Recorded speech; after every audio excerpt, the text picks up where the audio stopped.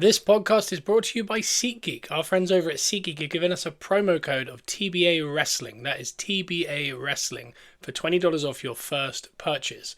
Enjoy the show.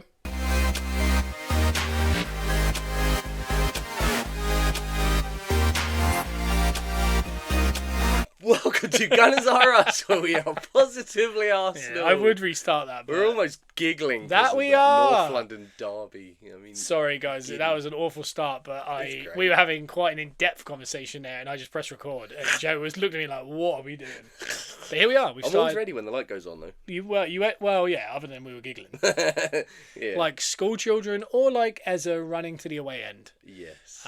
Well, apparently they show you pictures of your other half. Weird. Because Tottenham are like that, I guess. Bizarre flex, yeah. We'll get into that. But I threw up Monday's episode. As every week now on the main feed on iTunes and Spotify here on Guns N' Us, we're going to have a Monday episode, kind of recap. Especially as it's getting to nut cutting time at the end of the season, I feel like you might need that immediate Monday morning quarterback, water cooler conversation or thoughts or something just about this weekend. Because I feel like every weekend we're going to go from, well, literally last week on a Thursday night, we thought, it's over. Downer. And then by Sunday night, we couldn't get enough content. Couldn't get enough. That's how quickly our mental health can change. It can't be good due for us. to really, 11 men, or in our sense, because we've got depth, 24 men. Yeah, all of them. Can change it. So the Monday episodes are going to keep coming quick and fast here on the main feed. But if you do want more, like reviews, previews, interviews, games, and our friend Jack, who is a listener to the show, a long-time friend of ours. Hi, Jack. He has sent me the Excel sheet. Yeah, he did. So we can officially get into the game at some point very soon. I need to research. No, don't. That's the point. I don't mean research as in like make a note of every single like name and number, but I need to at least get my brain in that. Like when you did it to me last week, I was blank. I'm pretty blank. I reckon once I hit like 14, I'll be struggling. I really do. I've got 3 of them. I've got 3 14s off the top of my head. Yeah. Yes. Was there more? Yeah. Ever? Oh no, I've got 4. 4? Yeah. Mm. Henri. Are we doing it now? No, Okay. no. Henri, yeah, Henri. Gyökeres. Walcott. Yeah. And Nketiah. Walcott's the one I didn't have. That's the last 4. I think before Walcott was Henri, and then before Henri, I couldn't tell you right now. Maybe Gramondi or someone. It was probably something really random that's nothing to do with that number. Well, this is it. But either way, Jack has sent me that Excel sheet, which is lovely. Which I'll get into it. I'm just going to let you have a little peep at it as I talk. Let's do it. But that will be done this week, potentially on the Jesus. Patreon. So he's got 20. Look, He did all that. every squad number from 96 to now. So like pre-Henri was 2000. What was that? 90. He came in 98, right? Yeah. So Where does this go back to? Started the Premier League. Jesus. 95. So before Henri joined, number 14 was Martin Keown. Oh man, how do we forget that?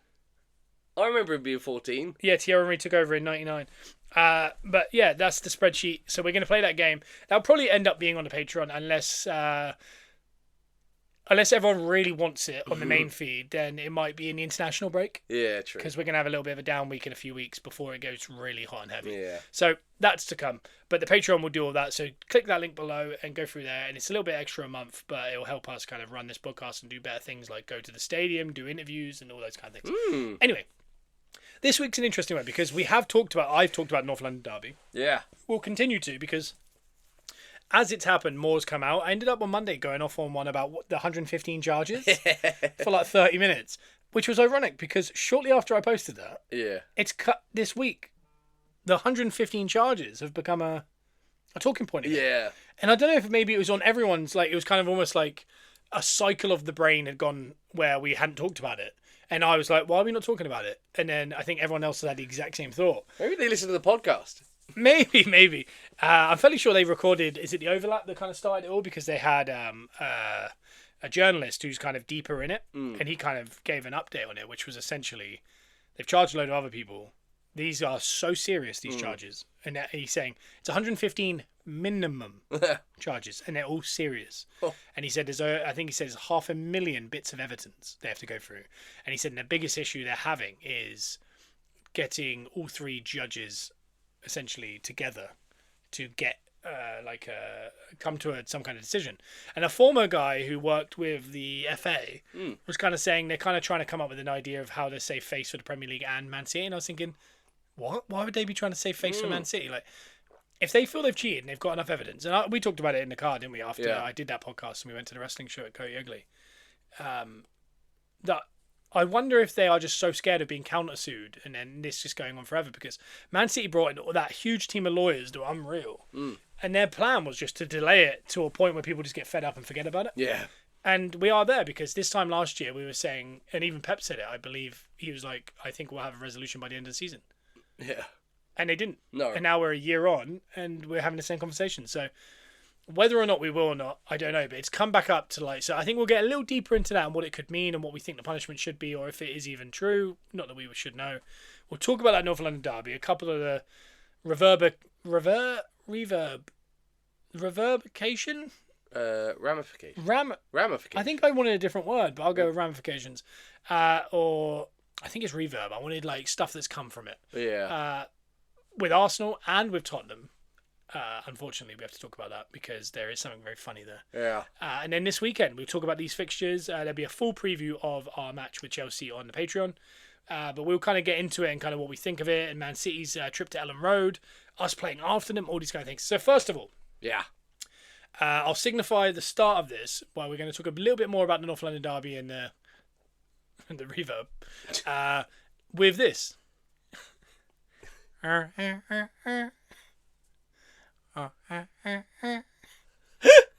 that is that tiny trumpet they played at the start of that match. Yeah. Doing Tottenham when the Spurs go marching in. I guess that's what they say. I don't listen when they talk. But it sounds so bad, and it's one guy on a trumpet. Yeah, yeah. And he's standing up there by a cock and a ball. He is, yeah. He's up there. So high up. He's right on it. On a toilet bowl. Yeah, yeah, yeah. So, I mean... It's a funny scenario. This team, they couldn't... I don't think they could make it worse for themselves other than having the PA. I didn't talk about this on Monday.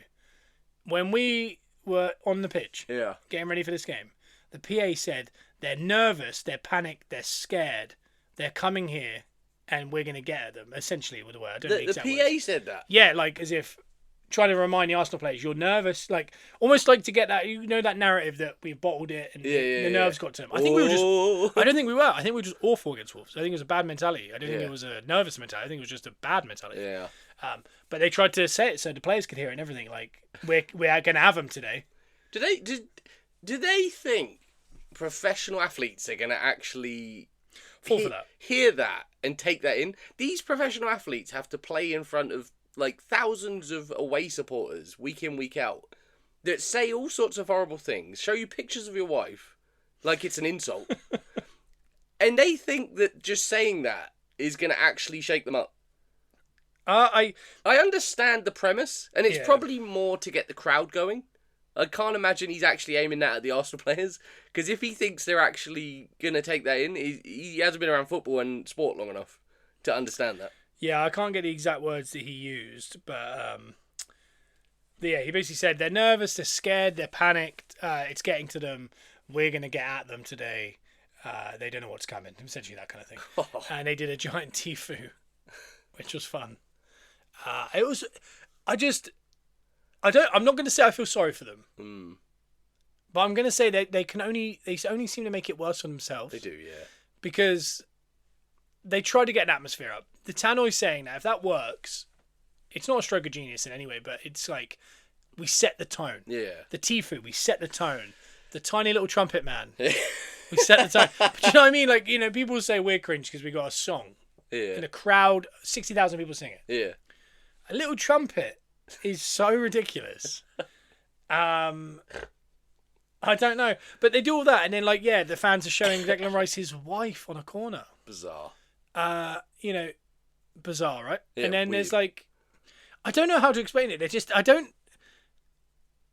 The manager choice, there's so many, weird... They're like a meme of football. Yeah. They're a meme of themselves. They couldn't...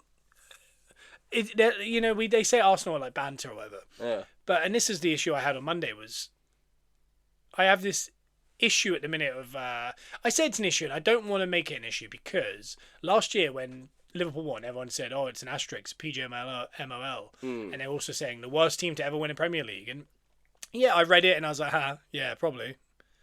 But I don't think they were the worst team of all time that won a league. Maybe if we deep dive into it, maybe they are. I don't know. I don't wait. But I don't think it matters. And I remember saying to Liverpool fans around me, because they were putting up signs of Arteta as the bridesmaid, and they were worrying about us. And I was like, do you know what's going to happen when we win the league? And everyone's going, and I was like, I'm sure they're the worst team ever. They can only do this. They're boring. Or whatever. You'll never win. Yeah. I'm going to go, all right, Okay. we won the league. Yeah.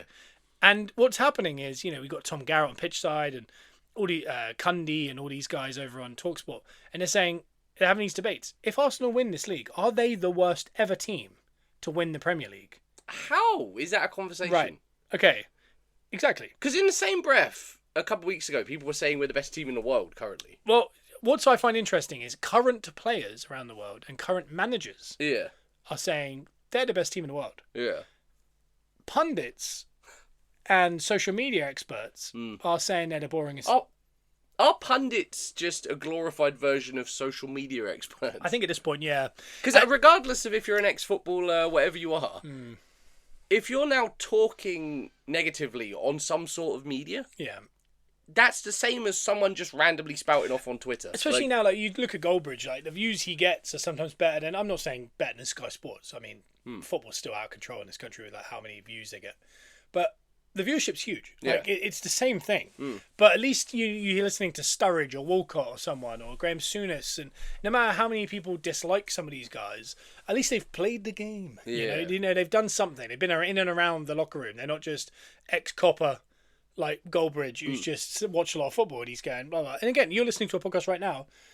We've not played at the highest end of football. It depends what you're after. But we're also positively Arsenal. Yeah. What we're trying to do is just trying to keep the fans from getting shaky, a little bit nervous. It depends what you're chasing in the content. Like, it depends if you want someone that you could be mates with, like chatting about football. Yeah. Like, because it's like let's say you're an Arsenal fan listening to this and you haven't got any Arsenal fan friends. Yeah. Like some do.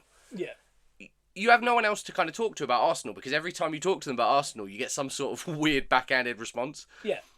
You listen to these kinds of things because you feel like you're kind of in the conversation a little bit. Yeah. You're listening to other Arsenal fans, let's say similar ages, like any sort of stuff that you can kind of relate to. Yeah. Or you're looking to hear ex-football players talk about football. But what I want from ex-football players is positive, constructive information. Yeah, that's what I was going to say. Analysis is different to they bottled it. Yeah. And that's what I can't stand. And again, we haven't bottled anything yet. It's all to come still, I'm sure. Yeah. But the narrative is out there. Yeah. And the narrative is so weak. And I saw that on the overlap or whatever it was. The City fan kind of talking to the Arsenal fan, and he was saying, the Arsenal fan was saying, "You're so disrespectful to Arsenal. Like, we're top." And he was like, "Yeah, well, if you at the end of the season, if you win the league, load of respect. Yeah. Everyone in the punditry, everyone's going to respect you. Until you win something, no one cares because all you've done is come second." And I get that, and like there is an element of that of like hard, intense sport of like, yeah, that's true. Yeah. You're only as good as your last result, right? Yeah. But there's a conversation at the minute, and it's definitely happening. Is this the worst team to ever win a league? And this is what I want to say. And this is what I said on Monday, and I'll just recap it a little bit with you and see what you think. Is we currently have the second most open play goals. Yeah. After City. Yeah. We also have the most set piece goals. We're also the top goal scorers overall. Yeah. We've also conceded the least goals in the whole league. So we're covering all the bases. Yeah. Not, free flowing football. We're scoring more than anyone. Yeah. Yeah. Yeah. So their issue with the whole set piece, that's gone quiet, right? Yeah. But they bought a flop up front. Yeah, it's gone quiet now. That's upsetting everyone. And no one knows what to do now. Yeah. The idea that we're the worst team, I understand if you actually unpack it, you can go, yeah, are they? We have the lowest points total at this point of a leader, other than Leicester. Yeah. Okay. But now what I wanted everyone to do was, I get that. But if City overtake us and win it, are they not also the worst ever team to win it? Because if we're the worst team currently to ever be potentially winning it, Yeah. and not the team 10 games out lower than us, even worse than us, whether they catch us or not, they're only going to be a couple points ahead of us by the end, I assume. Yeah. Are they not the worst team that's ever won it then? And then we don't have to worry about it. We go, do you know what? We came second, but no one remembers that. We just remember this awful City team. Yeah. Or all of a sudden, this is an unbelievable franchise that always figure out how to do it. That's 100% Right. Yeah. So my issue with it all is, with lowest point total, blah, blah, blah. Cool. So if we're bad and we're top of the pile, Yeah. how bad is the team that sports washed for 12 years and have spent $500 million since last Jan? Yeah. What about the team that won the league last year and then spent $500 million in the summer? What about the team that had a transfer ban for 3 years and since then have spent $2.2 billion Yeah. in the last 4 years? Yeah. What about Man United, who have been underperforming for 13 years now, 14 years? A long time. Spent $400 million this summer. Spent over $1 billion in the last 2 years. Yeah. What about that team? Yeah. What about the richest team in the world, Newcastle? Yeah. What about Aston Villa? And again, Aston Villa is hard to have issue with. Their net spend is much lower than everyone else. Their salaries are actually very good, but they're not the worst. They're kind of just working with A lot of injuries, small squad. Yeah, fair play. Yeah. But then there's Spurs. Surely they're the laughing stock right now. 'Cause we'll get to that in a minute. Because we're talking about North London derby, but we've kind of veered off into Arsenal as well. They spent more than us since January 2020. Yeah. And I put this on our TikTok, Gunners R Us Pod. And underneath we've got Spurs fans going, yeah, but we've won a European trophy since then. One, not a flex. Yeah. I wouldn't be running around with that one. Secondly, since January 2020, we've won the FA Cup and 2 Community Shields. Yeah. And the whole concept of Community Shields aren't a trophy, right? It's harder to win a Community Shield than it is to win the Europa Cup. I'll tell you that right now. Yeah, yeah. Because you've got to have done 1, 2 things. A really hard FA Cup or come first or second in the Premier League. Yeah, yeah. That's much harder than winning the Europa Cup, especially the Europa Cup, the Tottenham one, where there's no teams dropping out of the Champions League for the first time. Yeah. So it's a much easier run. So I don't think they understand that. And so technically we've had 2 more trophies than them in that same time. They spent more money. But take away all of that. In that time, they were in a relegation battle last year. They weren't really, it was similar to us, we weren't really in a title race last year. We were just happened to be second. Yeah. They were the first team outside the relegation zone. But they weren't really in a relegation battle because the teams were gone. Yeah, yeah. They're in that's not a blip year where they won a European trophy but they came 17th. Yeah.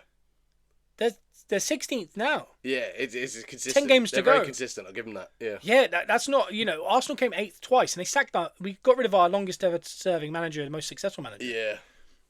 They're sick. This is a whole different thing. This is 17th. Yeah. West Ham could catch them. Yeah. And we're going to talk about that in a moment because I think it's a really interesting talking point about them going down.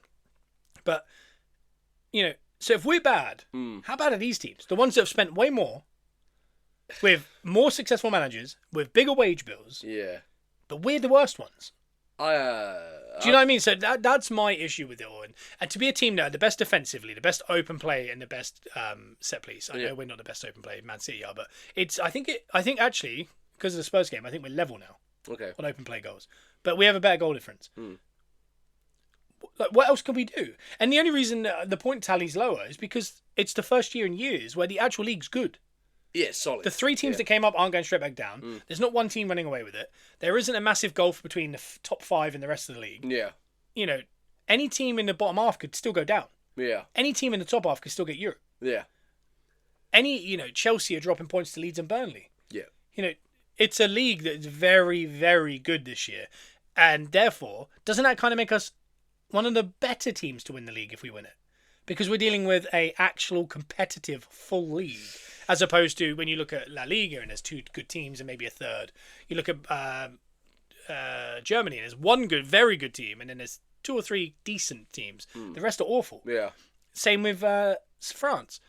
And in England, we've got into the world where we knew it was the top 6, but the 4 were really good. Yeah. We've slowly got out of that because the 6 changes now. Yeah. But we also are in a world where Man City have won 6 out of the last 7 titles. Yeah. It's a very one-man team, right? Yeah. They were hitting 100 points. The only way they hit 100 plus points is they're battering everyone. Yeah.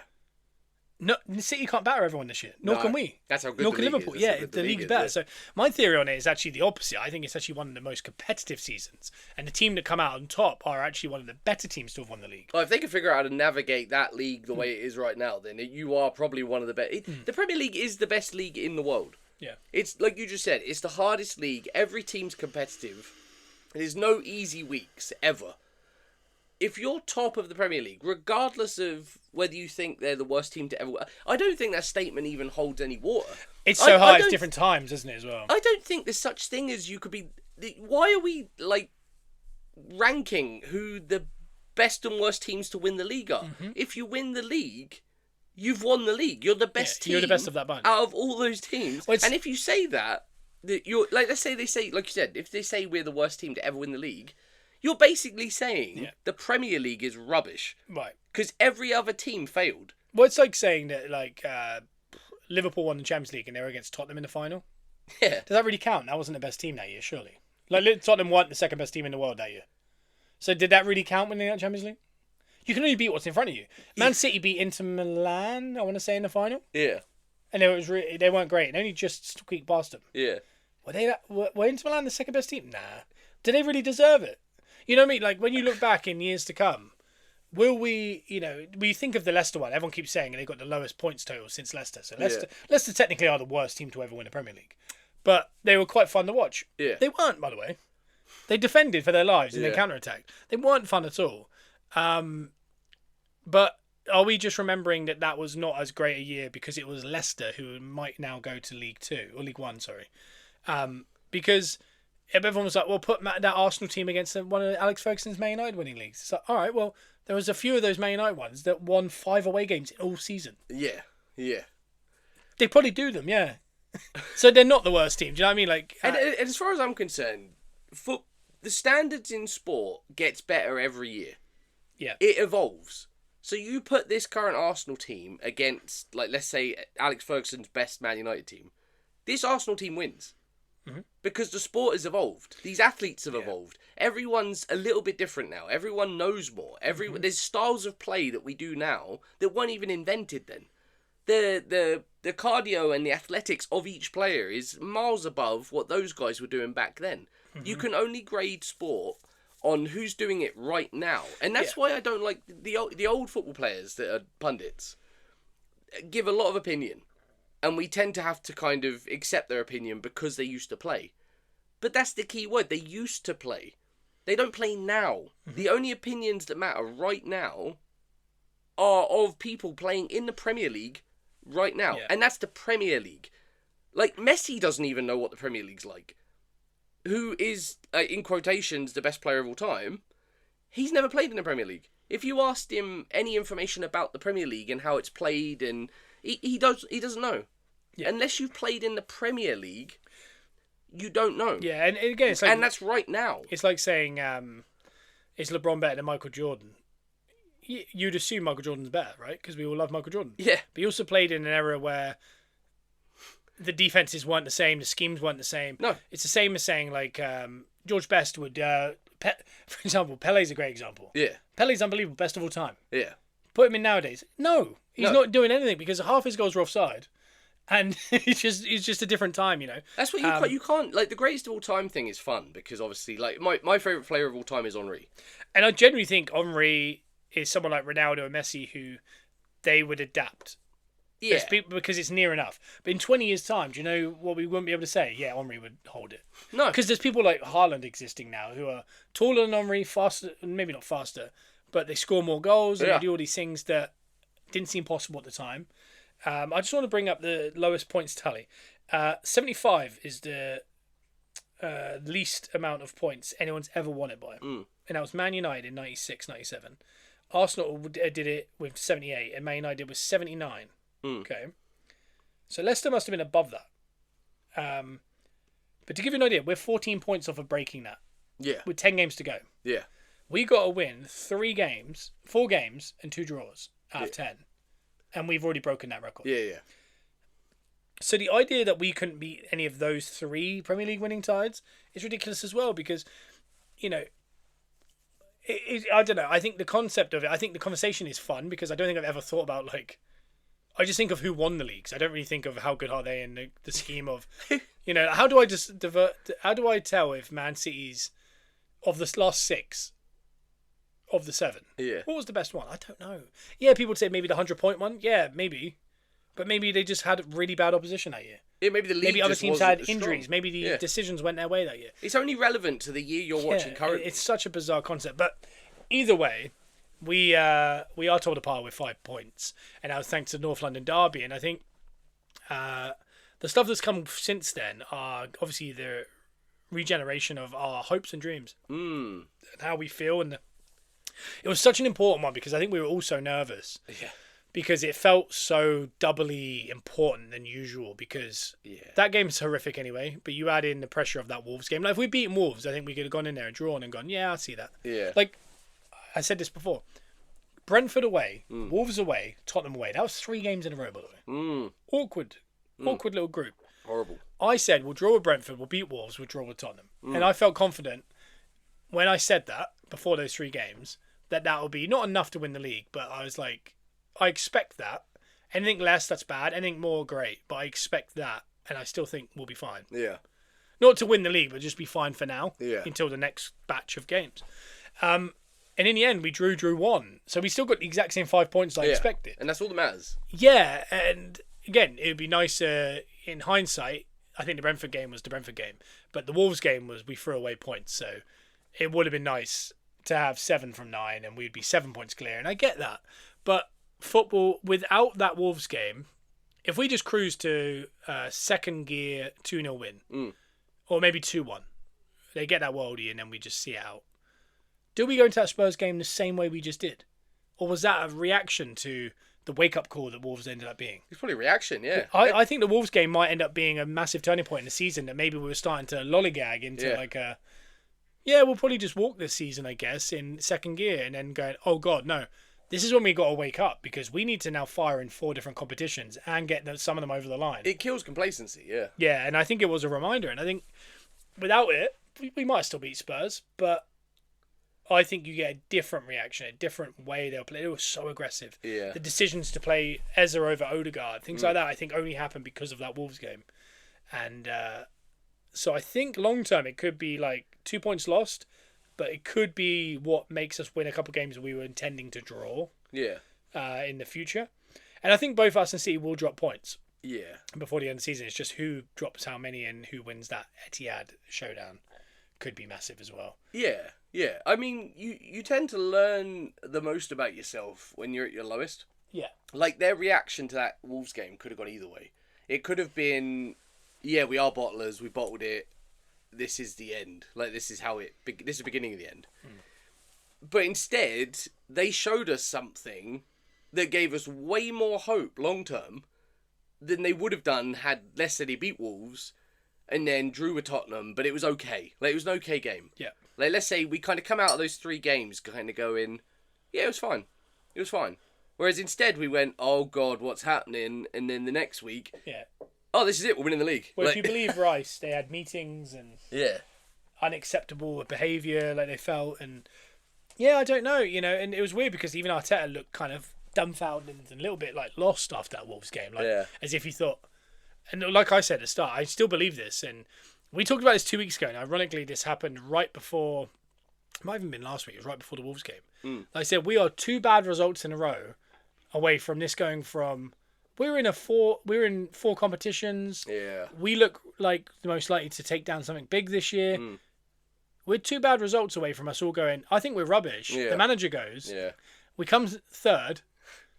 We don't win any cups. Arteta leaves. We lose all control. Yeah, and couple of players leave and we kind of have to restart, and maybe a new manager comes in who plays 5 at the back. All of a sudden we got Saka getting angry because he's playing wing back. Oh man, so much can happen. I'd rather never win anything again and keep things as they are. I know, and you said that. I'd rather stay in this bubble we're in and not. I don't care. The winning is great, but I mean, I'd much rather be confident in. And if you remember at the start of the season, we said that bubble. Yeah. It is at the end. It is at the maximum capacity of a bubble can go. Yeah. At the end of the season, it either bursts or that bubble maintains. Yeah. And the only way to maintain it is to take down the Premier League or the Champions League, or to narrowly miss out. Like, if we got a Champions League final, we came 2nd on the last day, but we won the FA Cup. Yeah. I think that's like the bare minimum of what could keep the bubble going. Yeah. But I think we said it was like, it's poop or get off the pot, right? Yeah, it is. We said that at the start of the season. We said, at the end of this year, either Arteta leaves or we've won something huge. Yeah. And I think, and that's not because we want him to leave, it's just, I think he will walk. Yeah. Because if he can't get this one over the line, he's going to go, I think I've reached my maximum. If you remember Gary Neville, Carragher, they were saying when we came 4th with Arteta, they're never going to get higher than that. He came 8th first year, he came 6th, then he got 4th, and they went, the problem is that's his ceiling. Who do they think he is, Emery? Right. Well, they said that was his ceiling, and I remember them really driving that home, saying they need someone big to get them over the line. Yeah. Following year, second. Following year, second. Following year, second. Now we're in the fourth time. He's probably going to come second, but maybe first. That's a very good manager to maintain a group of players at that level to come second in an era where we have the money being spent by us as well, and the juggernauts like Man City who are winning. Look, we've never been in a world where people win 6 out of 7. Man United got close in the 90s, and who were the team that stopped them? Arsenal. People are heavily underestimating the work Arteta's doing, and I know he won't get his flowers until He wins something. yeah. But I mean, Like, let's say at the end of the year we take down the legit treble. yeah, We take the FA Cup, the Premier League, and the Champions League. yeah, They will say he is one of the best managers of all time. Yeah. That Arsenal team is one of the best teams of all time because it wasn't just the treble. It was the 3 seconds before that. You Yeah. know, they'll go, oh, they were just moments away every year from winning. You know, in any other, linear world we look at, there's a chance we take down 2 of those 4. yeah, And all of a sudden we won 3 out of 4 years.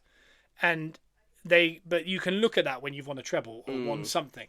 When you don't win anything, everyone's going to group it naturally with Pochettino Spurs, who he had a very good 5 years, Yeah. where the best he ever came was third, and he got to a Champions League final. yeah, That was it. yeah, The other years around the third, he came fourth. He also came out of the fourth. Arteta, in the same 5-year span, the last 5 years, yeah, has come fourth, and then second, and then potentially first. yeah, And if we come second again, that is not Pochettino, but it will naturally be grouped with it.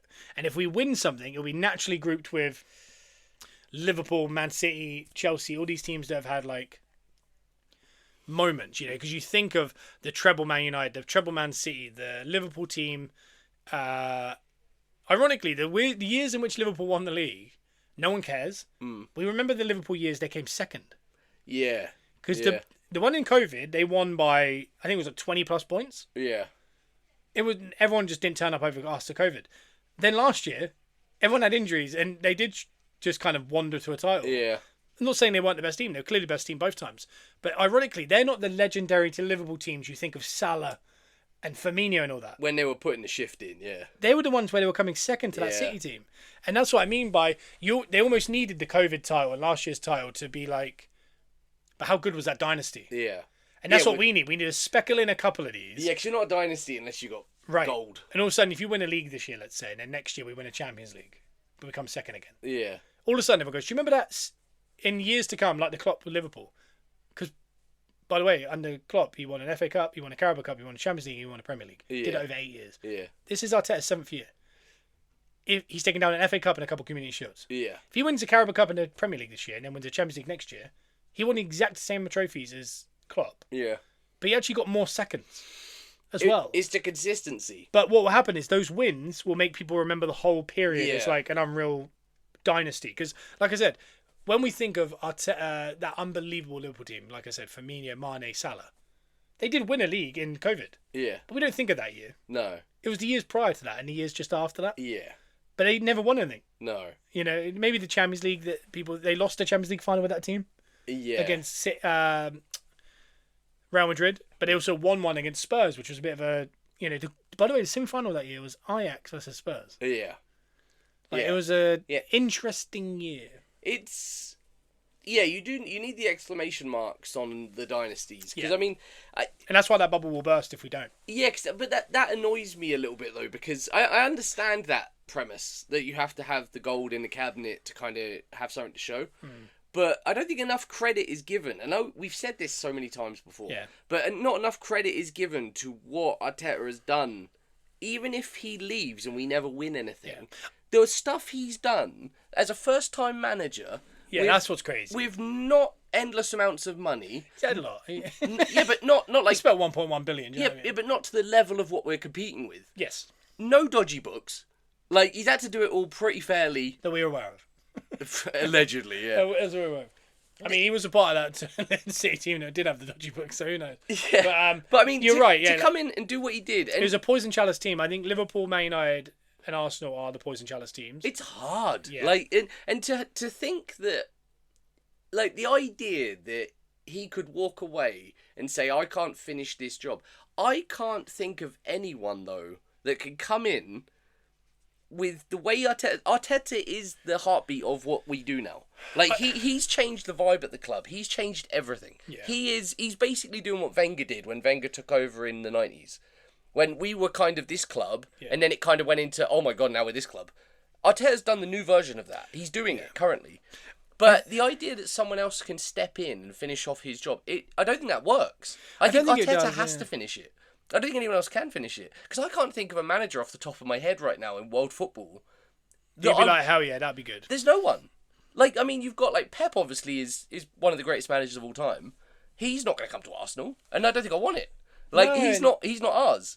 And I can't think of any world-class managers anymore. Like, a lot of the old school guys, like Ancelotti's and the guys that did win a lot of things, they've moved on. They're older. Like, it's not the same. He can't come in and take over that Arteta team. He doesn't know how we do that. Well, people will talk about like Luis Enrique at PSG, and they'll talk about potentially people like Glasner.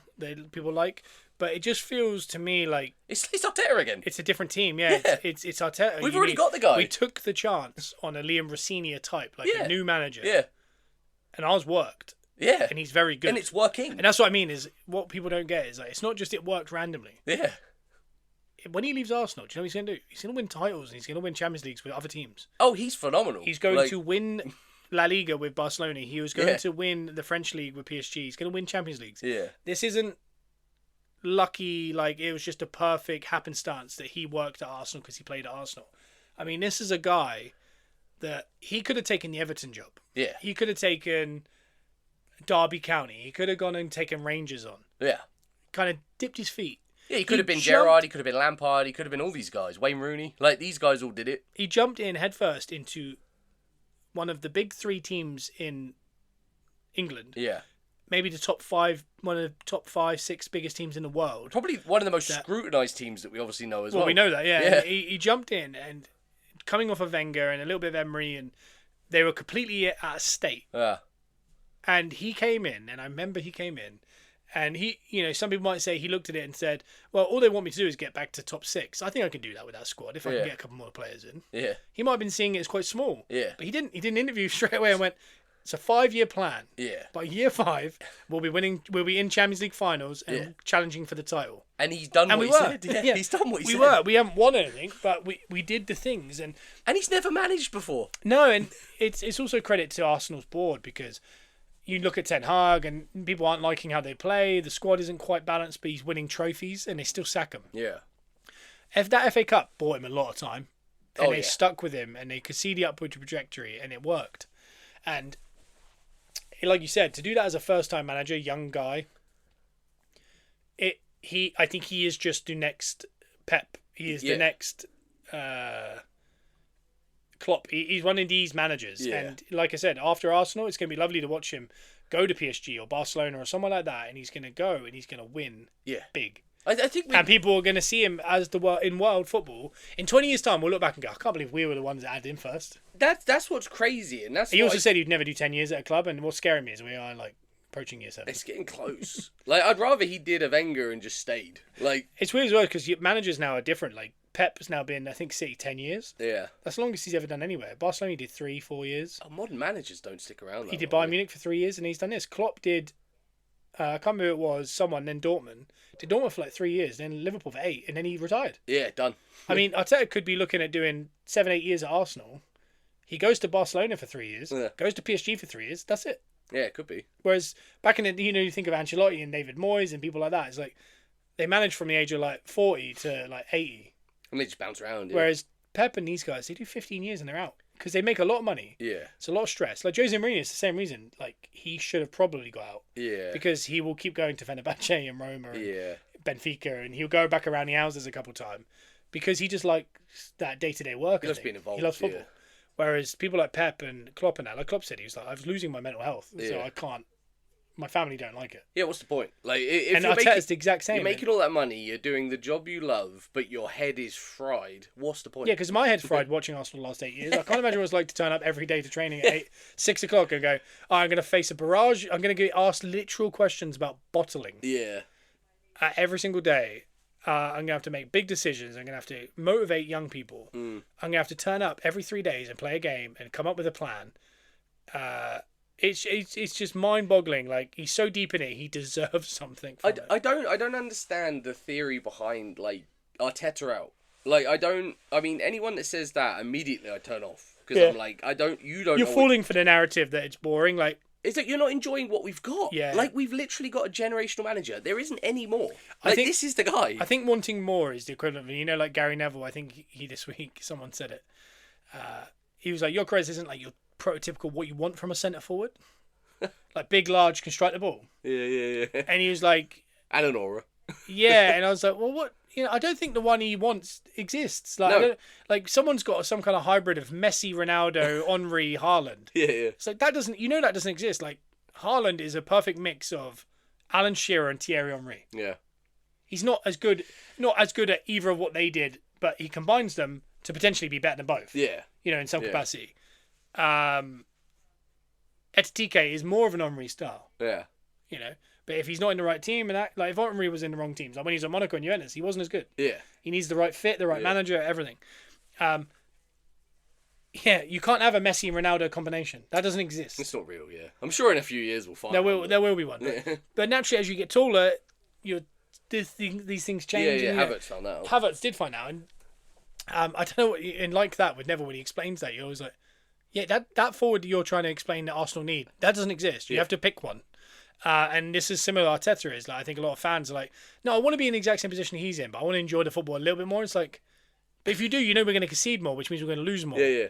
So you can't do that unless your wage bill is like Man City's and you actively sports wash to get to that point. Then it will look that way. If you're an Arsenal fan, Yeah. we're literally living the dream right now. And Regardless of winning stuff, Yeah. we're living the perfect dream right now.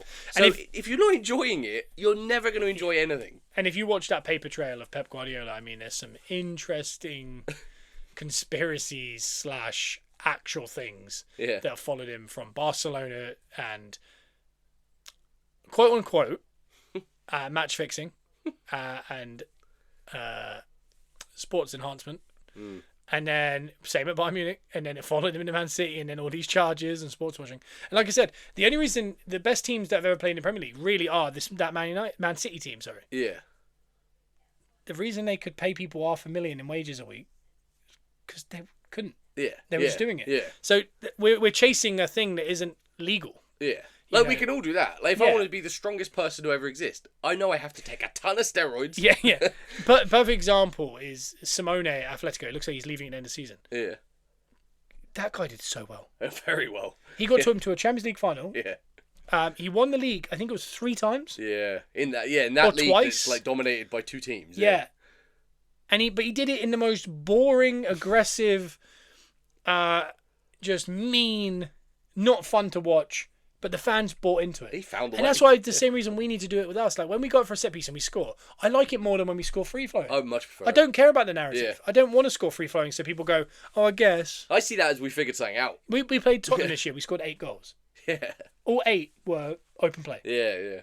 We know how to do it. I'd rather all 8 have been set pieces because I think it's funnier. I think you've got to buy into it and be like, yeah, we want it with set pieces. Same reason we look back at the Invincibles were unbelievable. But everyone now has changed the narrative to, yeah, but they weren't that good. They drew a lot. So what? But has anyone ever gone unbeaten since? Because we all have the decision to draw a lot. Yeah. No. All right. So City are the best. They had 100 points. All right. Well, look at the teams they were thrashing that year. Yeah. Most teams now would thrash them. Yeah. You can change the narratives, but one narrative I want to talk about is the Tottenham going down because there's a conversation happening. Would you accept not winning the league just to see Tottenham get relegated? No, I couldn't care less. And this No. is the mentality that Andrew was not. angry about with Tottenham is I don't care what happens to Tottenham. No. I care about what happens to Arsenal. Yeah, I'd rather we won. And there's a part of me that wants to keep in the league with us. Like, Well, I was going to say, there is a part, like, we'd missed the North London derby. I'm just going to say this. I think I could get over missing the North London derby if they're not in the same league as us.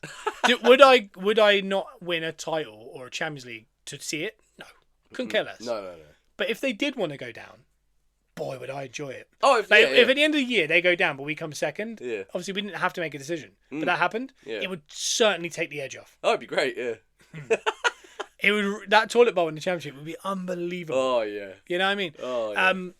So yeah, I I would definitely not do that because it's the same reason why Tottenham fans cheered losing out on European football just because we didn't win the league. Yeah, that's Like, weird. If we're this year, if somehow they said, "Oh, you have to win the league," but because of that, Tottenham would come fourth all of a sudden, or we're getting Champions League next year or something, I'd be like, all right. Yeah, fine. It's like last year, if someone said you can win the league, but Tottenham have to win Europa Cup. All right, Yeah, fine. they can win all they want. Yeah. I don't care about them, but if they do want to go down, Yeah.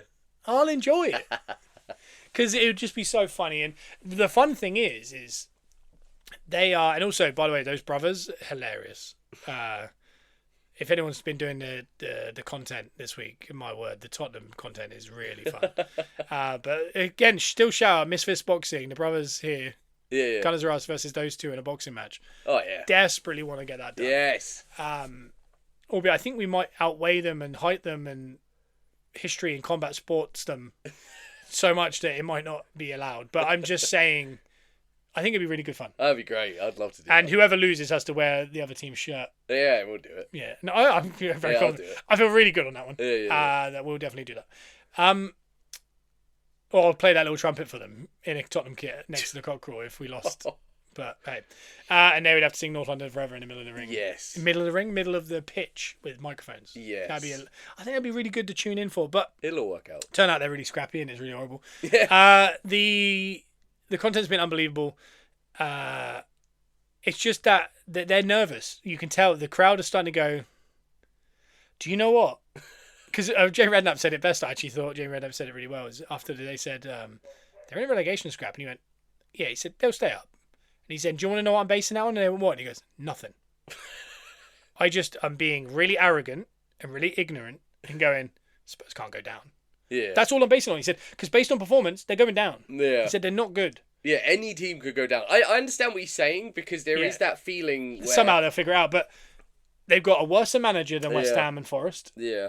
Maybe not Forest, but they've got a worse manager than West Ham. Yeah. Leeds are playing better football. Yeah. West Ham are getting better results. Forest literally just took the champions to a 0-0 to 96 minutes and then lost on an interesting little goal. Strong teams. Strong teams. They down are the showing bottom. fight. Yeah. Burnley are showing fight. Tottenham are not showing fight. No. And I just want to show you some of the next results because we've just watched them play, obviously. Yeah. It's really fun to kind of look forward and go, their form, by the way, in the league. Draw 2-2 away at Burnley. Draw 2-2 home to Man City. Lose away to Man United 2-0. Lose at home to Newcastle 2-1. Lose at home to Arsenal 4-1. That is terrible. 2 points out of 15. Here's the next 5. See if you think this is decent. Away at Fulham. Yeah, struggle. I can't see a result there. Struggle bus. Then at home to Palace. Could be a result, but Palace do love The Palace love it. and they hate playing at home to them.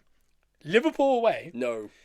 They also got away to Sunderland, Mm. which they're going to might fall for that pressure like we all have. Away to playing at Sunderland is not fun. Home to Forest is the one that I'd say if they beat Palace and Forest, those 6 points genuinely might be enough to just kind of eke them out of panic stations. I don't feel confident on any of those, But to be honest. they're also playing Forest, who at that point are desperate. They desperately need to win. Forest can do a big job there.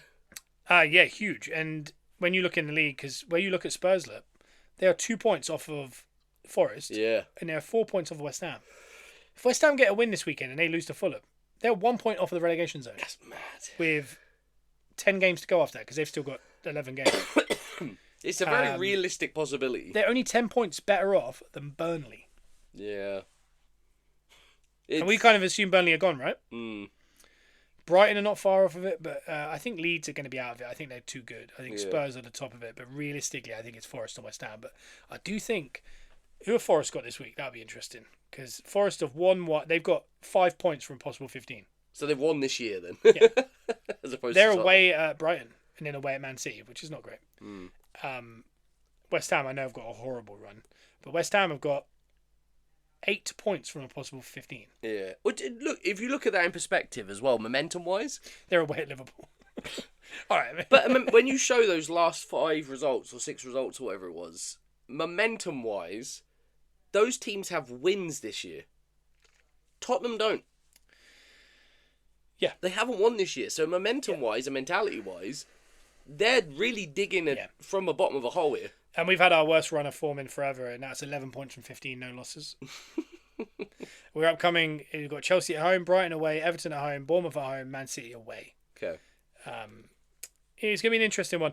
But yeah, the Tottenham is just interesting because they showed no fight. They looked like they lacked technical ability, tactical ideas. Yeah.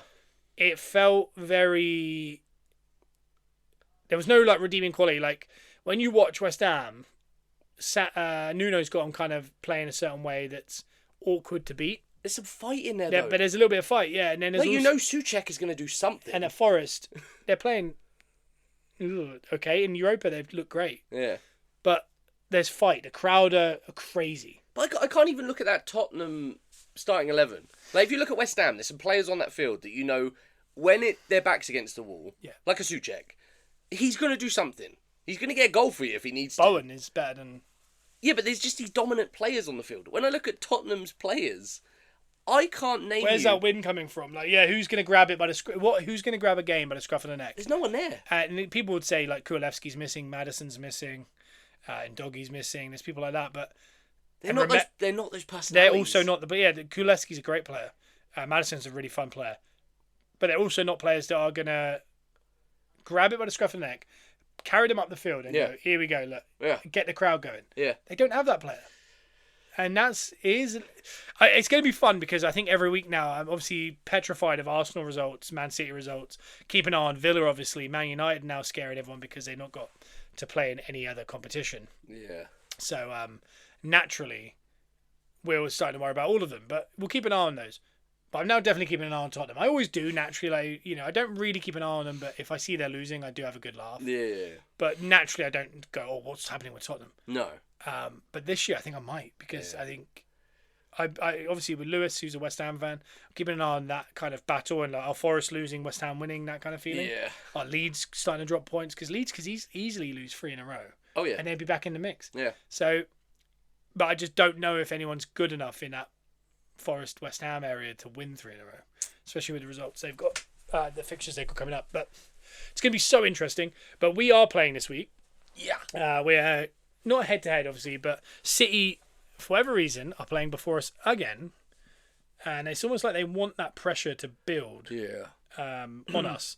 And every week we seem to come through it. We're doing really well because every time they've played after us, they've struggled. Yeah, there is something to that. Yeah. 20% of the time that they do it, but they don't deal with it well. No. Whereas 80% of the time we're playing after them, and we're doing very well with it.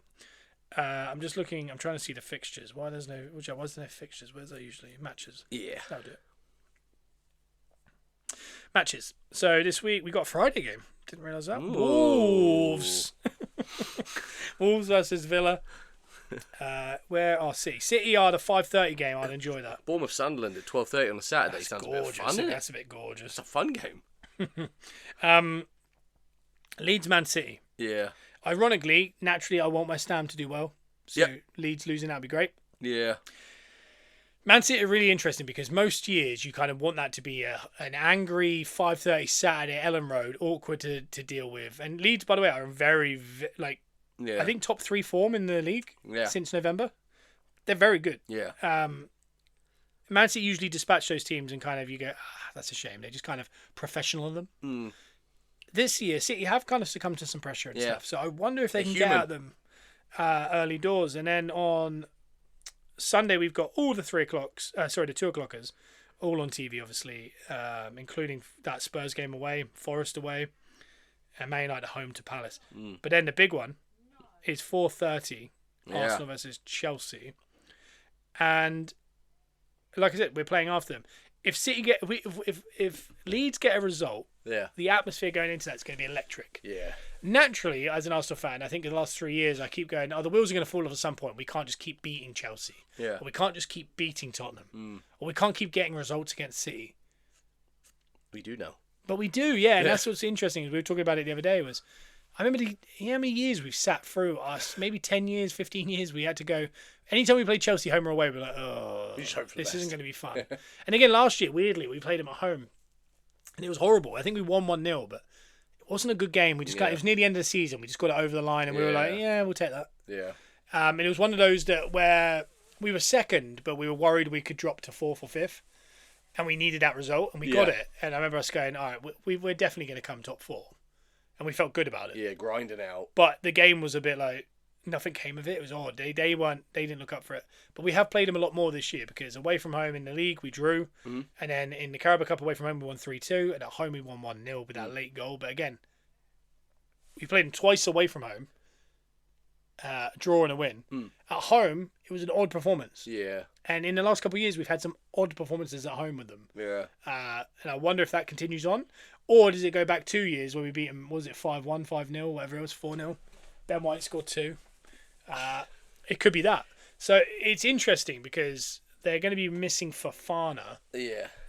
Potentially someone else. I'll double check that. But what do you think? Are you feeling good about that? I'm going to make a bold prediction, and it's very positive.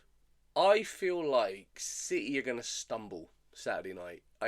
I'd love to say they'd lose, but I think it'd be a draw. I think it'd be a hard I'll fought take draw. anything that isn't a win. And then I think we win against Chelsea on Sunday afternoon. And I think we carry that feeling. You know that feeling we got this week with the Tottenham game?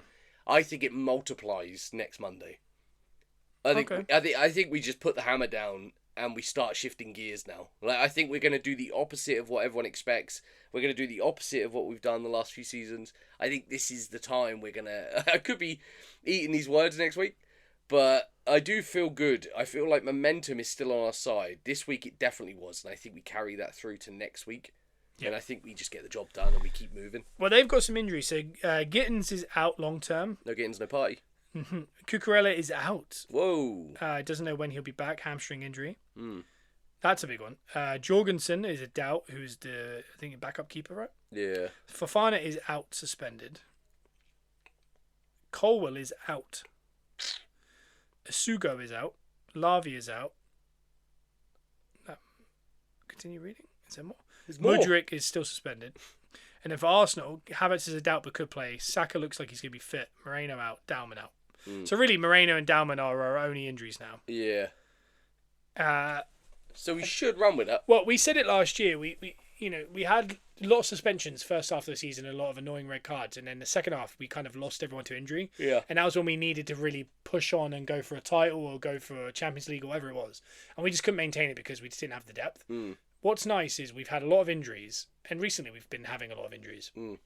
But doesn't it feel like, touch wood, we're starting to get a little bit of a squad going all of a sudden. Everyone's hitting form. People like Ezra's hitting form. Yeah, there's a vibe now. There's a vibe that people are hitting form. People are getting fit. Yeah. And we're starting to be able to like fight on all fronts. And it's the most less injury hit deep squad I've seen in Premier League for a very long time at this point in the season. And it's on us because we're going against Chelsea, and what are we dealing with? 8 people out. Yeah. They're dealing with a 16-year-old that probably wouldn't have played anyway. Yeah. And Moreno, who is a squad player. He's been very good for us, but I mean, they weren't worrying about him. Not someone you worry about. No, so this is the time of the year where you need that. You need to be going into games going, yeah, we're fully fit. And we're ready to go because we're playing in 3 days, and we've got another set team and a whole other team that are going to play that one. That's the crazy thing about it is we've come this far. We're still top. We're still consistent. We've had all the injuries. We've had everything kind of happen already. And we're still where we are now. And we're now going to get stronger for the end run. And that's the big one. That's the one where you need to be. I think it's all going to just... you know what? It'll all work out. Let it yeah, no, I like that song a lot. I agree, and I'll preview that deeper at the end of the week. So if you have our Patreon, you'll get that kind of a more in-depth analysis, look at past results, current results, form, injuries, anything that comes from the press conference at the end of the week. And so preview that Chelsea Arsenal game, and I'll probably also preview a little bit of the Man City Leeds game and look at who's in and who's out and form and all these kinds of things. We never really got into the 115 charges, but we kind of dabbled in it with that statement. That's all that's really come out. Yeah. There has been a couple people saying, there's been a couple bits of news that it just seems to be in the news at the minute. So when I'm scrolling, I'm getting a lot of information. Obviously, I'm just a little quick roundup here. Best striker signing in the league, Etitike has the same exact amount of goals as Victor Gyökeres, and they're including a Community Shield goal. What else we got? Matt Turner signed with Lyon last summer, has never played or trained with the club. Instead, he moved on loan to New England Revolution last 2 months. because he had to get out of Forest. Yeah. Exclusive from Top Skills Sports UK, the full breakdown of Man City's 115 charges are allegedly financial breaches. Premier League have already said Man City will be heading to non-league if they are found guilty, and the Championship if not ready to accept them. Insiders said the case is now growing to 130 charges after the 23 one was discovered. Premier League insiders say the case is now getting closer to being judged. They got 54 charges of accurate financial information. Manager and player remuneration, 14. Non-cooperation with investigation, 35. That's them not turning up. Breaches of UEFA, 5. Premier League PSR rules, 7. The hearing concluded in December 2024, but the verdict is still pending. So it's all been out there. They just haven't come up. So, for example, it's like going to trial, and then we don't know if they've been found guilty on any of them or some of them, whatever it is, but you have to come back for sentencing. Yeah. Essentially, they got to go back for sentencing, but with the sentencing comes the actual verdict of you were guilty on these 30 breaches, but the rest of them we can't prove. Because that's the thing, is there's so many of them. I don't think there's any world where they don't get anything. Yeah. Because if they, there's no way. I just said that. It's like 7 different breaches. Yeah. Types. Even if they go, oh yeah, we couldn't really. The evidence wasn't conclusive on all of it, but the PSR ones are quite clear. There's 7 of them. That's a 7-point deduction 7 times. Yeah. So they could just do that and be like, and also the UEFA one is, so we're going to give you a transfer ban for 2 years. So I think the bare minimum we're going to get is maybe a 40, 50-point deduction plus a transfer ban. Yeah. And I mean, if they do that right now, it's going to kill the ratings, what they'll believe in a title race. That's why they've probably been holding off. That I genuinely believe that if they weren't in a title race right now, they would be charged. Yeah. Well, they've waited 2 years. Yeah, and again, and people are going to say, please don't do it now, because if we do win the league, everyone's going to say it's only because of that. I don't care. Yeah, I'll take it. We'll take it. But if they're found guilty for over half of them, they are looking at non-league and potential banishment of as a club. That is mad. Could you imagine if the league... They have to restart as the Manchester Blues or something. Could you imagine if this league ends, we win the league, Tottenham get relegated, and Man United are in conference?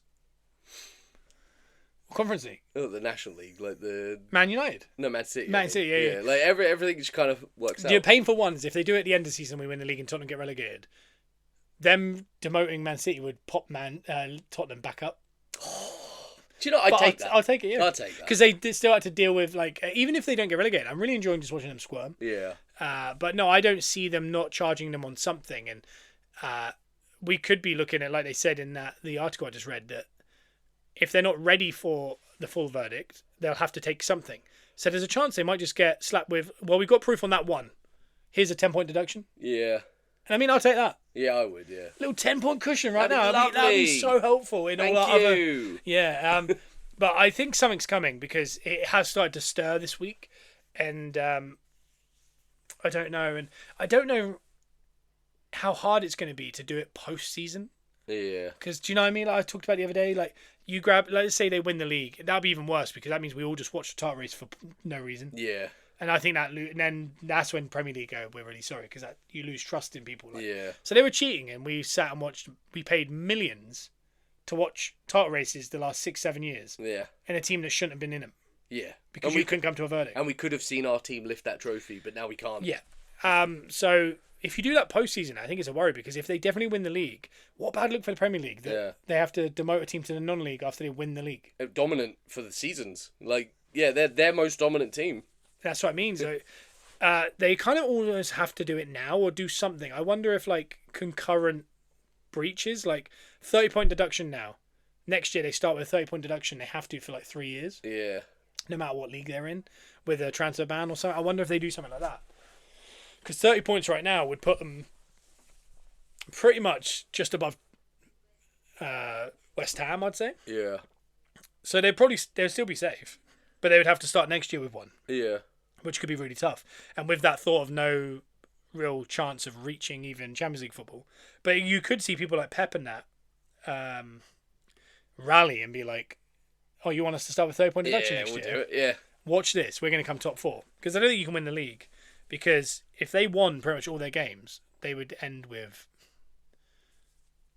65 points, Yeah. something like that. Yeah. And I don't think they can win the league. No. Yeah, if they lost 30 points now, they'd be on 26, which would put them literally between West Ham and Forest, 1 point between them. So that's the easiest way to do it, because they can kind of go, well, you're not winning the league, but you can still win the Champions League. You're not going to get relegated, clearly, because you're going to win enough games to get out of that. You probably still come top half. Yeah. But that's scary, right? I wonder if they do something like that. That one makes sense, because it's... They don't lose ad revenue because they go from being a title race to a relegation race, so you're keeping the still ratings. But you lose the title race, maybe. But a lot of people say Man United are in a title race, so that'd be interesting. They're 13 points behind, but I mean, with a game in hand. Yeah. But who knows? Weirder things have happened. People with bigger leads have lost these leads. Yeah. But we'll see. But I'll be back on the Patreon at the end of the week with a preview to Chelsea and a little bit of preview to Leeds and Man City, plus a review at the end of the weekend, plus Monday, ad-free on the Patreon and on the main feed, Gunners R Us, plus next Wednesday with Joe and I. So, loads to look forward to. Check us out on everything that's linked below, including Whatnot with Peppercorn Sports Cards for £10 off, TBA Wrestling, SeatGeek, and there's usually one more. Patreon. But that's it, really. Anything else to say other than little trumpet man might do something? Nah, it'll all work out. Okay. I will see you next week. Bye. Bye.